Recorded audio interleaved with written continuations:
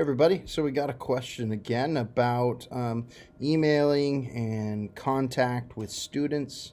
So if you want to communicate with your students, some of the easiest way to do it is inside Canvas through the inbox.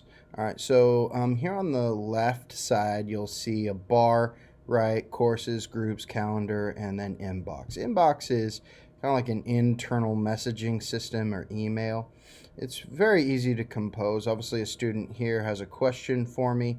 It gives me like a notification here. It also directly, if you set it up, goes to my email. That's my login account.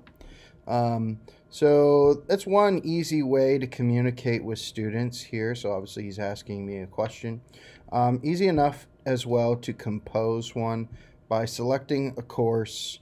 And so let's say I want to talk to someone in APR history, right? I could hit the contact list here. I can hit, okay, well, which students, right? Gives me a list right there. And I can just put in whatever student it is. Say I want to email Sheila, right? And there you go. So I can do that. I can message as a whole group and send it as individuals, so that it looks like I'm sending them a direct email or message, rather.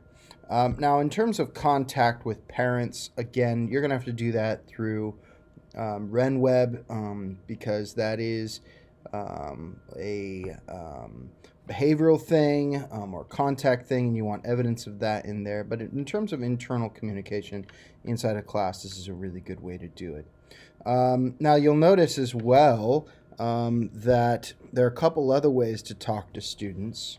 So if I go to an assignment, there might be a question someone asks through the assignment itself, right? So if I just click on this African map activity, if there's a conversation or a question, it'll come up through this comment side, right? So there'll be comments right here. So if I add a comment to the assignment, they can comment back, right? Or they can ask direct questions related to a specific assignment.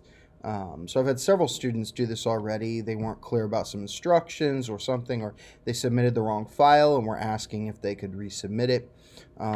So that's one thing that's going to happen as well. You'll start seeing that crop up on their assignments. And that stuff will start to pop up when you create assignments. So the other way to do it, and I tested this out earlier today, and it's really, really cool feature, is from the gradebook itself.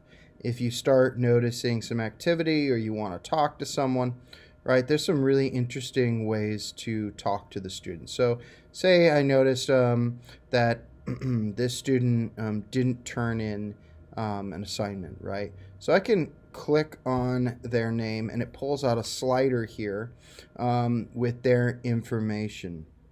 There's all kinds of information in here that I could talk to them about, and I'll create a video that talks about some of the analytical data and stuff like that you can look at. But here I can just click to message the student straight from the gradebook, and so it pops open a message right here, and I can type out the subject and the body. What's really nice about this is, say like I'm starting to see a pattern with a particular student who's not turning in assignments. So I can easily talk to them without going all the way back to the inbox and doing all that. Right in the middle of my grading session, instead of having to sidestep all of that, I could just click on the student's name, right? Click on the message, send them the message, and then get right back to my grading.